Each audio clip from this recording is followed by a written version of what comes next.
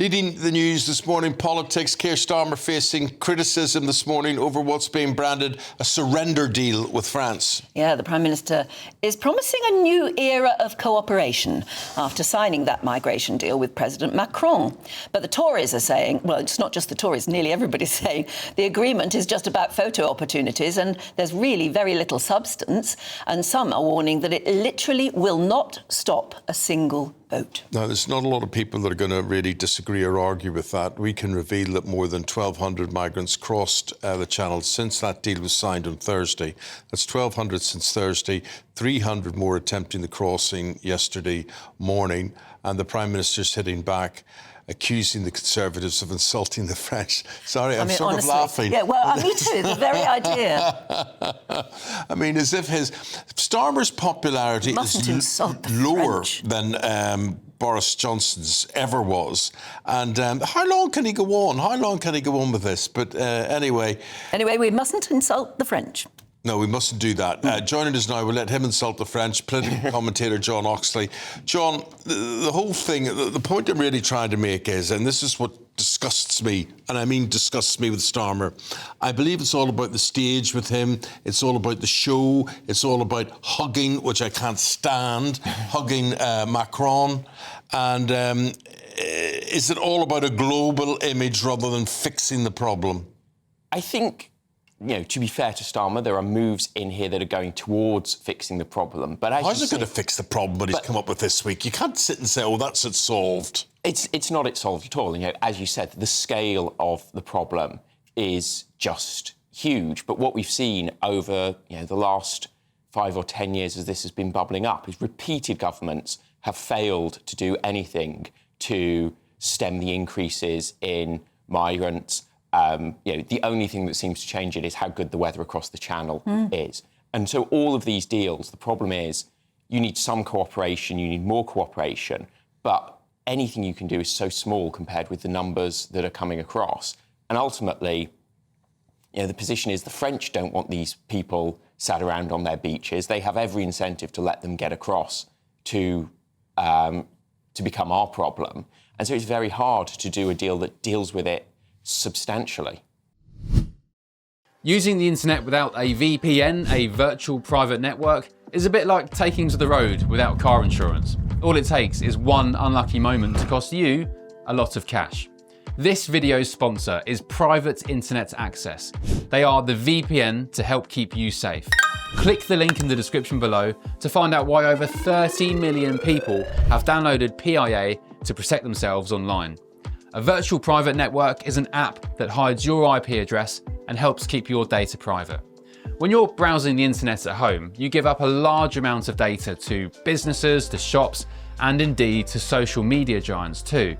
Hackers have the ability to steal your personal data with ease, including sensitive information such as passwords, keystrokes, and even your personal photos.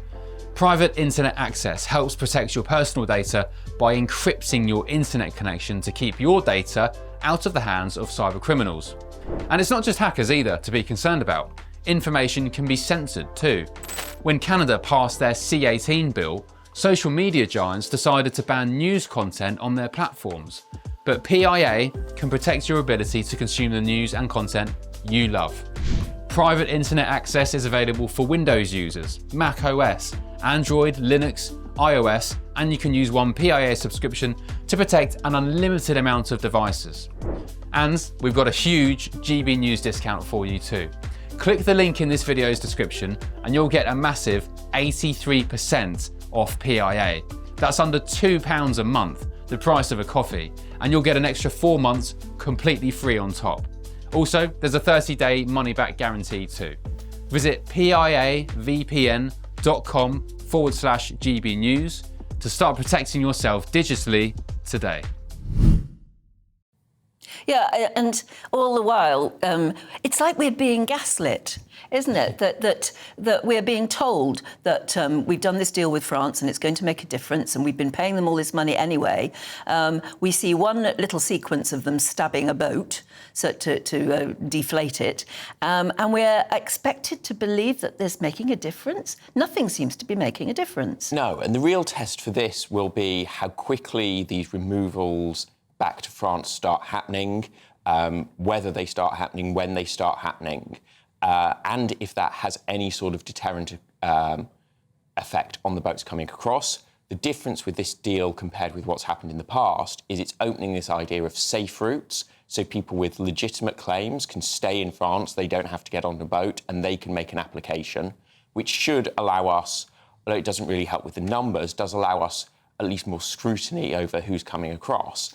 But then for the people who know they're not going to pass those tests, there's still every incentive to hope you slip through the net on the other side of the channel by getting a small boat and by disappearing into the black economy in the UK. And we're talking about such small numbers that even if it did work, it would be very small numbers compared with the numbers of people actually clambering aboard the dinghies and making it successfully across. Yes, that's right. And what we're seeing is a lot of those do slip into the grey economy, the black economy. They end up working illegally, living illegally here, and we're losing track of them. And so one of the other things that the government really needs to focus on is that big backlog of asylum claims that has built up because of this, and what you do with those people whose claims fail. I mean, the government has been deporting more people, but it is still less than are arriving in these big waves of boat arrivals. They're missing a trick, though, aren't they? If they really are deporting more people than ever before, we're not seeing it, are we? No, we're not. But the planes are going. And I think one of the difficult things for the Labour Party is, because of their own internal politics, they don't want to shout about it too much. But we have seen a big increase in deportations over the last year. I'm not sure what the number is. Do we know where to? I mean, it depends where these people are from, ultimately. Yeah. So I don't know. So this government is almost ashamed of the success they have had so far. Yes. Because it could offend some of the presumably further left people within their own party. Yeah. Yeah.